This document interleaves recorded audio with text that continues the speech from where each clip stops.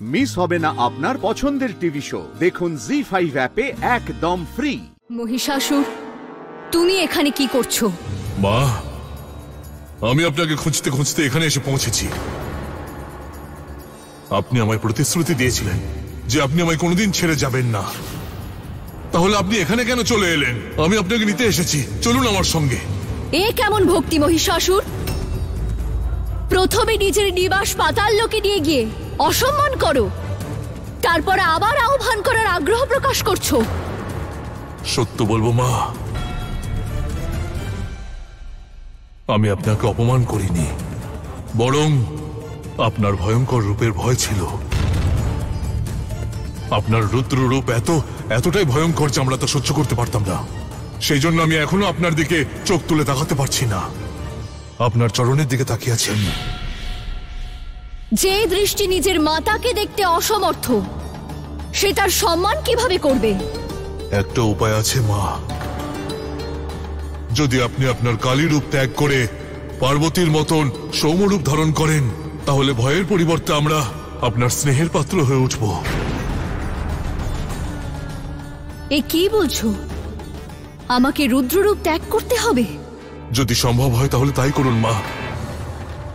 আপনি পার্বতীর মতন সৌম্যরূপ ধারণ না করলে ভক্তরা ভয় পেয়ে আপনার আরাধনা করা বন্ধ করে দেবে, আর ওরা সর্বদা আপনার ভয়ে ভীত হয়ে থাকবে। সেজন্য আমি আপনার কাছে অনুরোধ করছি, আপনি আপনার কালী রূপ ত্যাগ করে গৌরীর রূপ ধারণ করুন মা।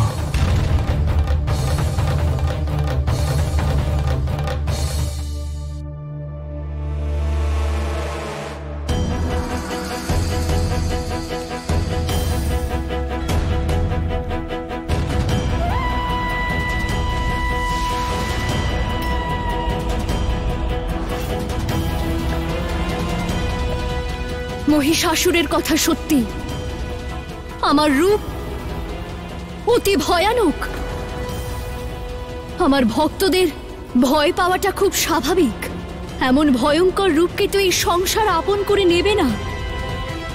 আমাকে নিজের ভক্তদের বিশ্বাস আর শ্রদ্ধা লাভের জন্য নিজের এই স্বরূপ ত্যাগ করতেই হবে।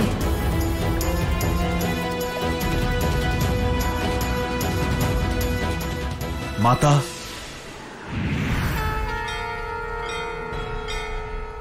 আপনার মনের দুঃখ আমি বুঝতে পারছি, কিন্তু আপনি এমন কোনো কাজ করবেন না যা আপনার স্বভাব বিরুদ্ধ। কিন্তু ভৈরব, আমাকে নিজের ভক্তদের জন্য সৌম্যরূপ ধারণ করতেই হবে, নইলে আমার ভক্তরা আমাকে ভয় পাবে।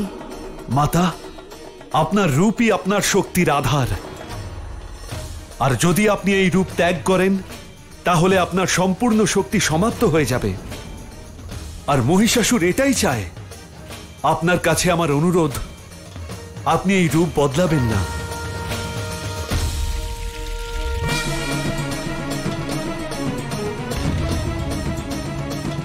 মহিষাসুরের মায়াজালে বশীভূত হয়ে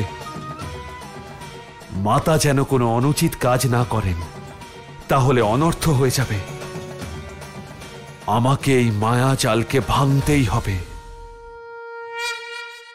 জি5 ডাউনলোড করুন আর সব এপিসোড দেখুন একদম ফ্রি।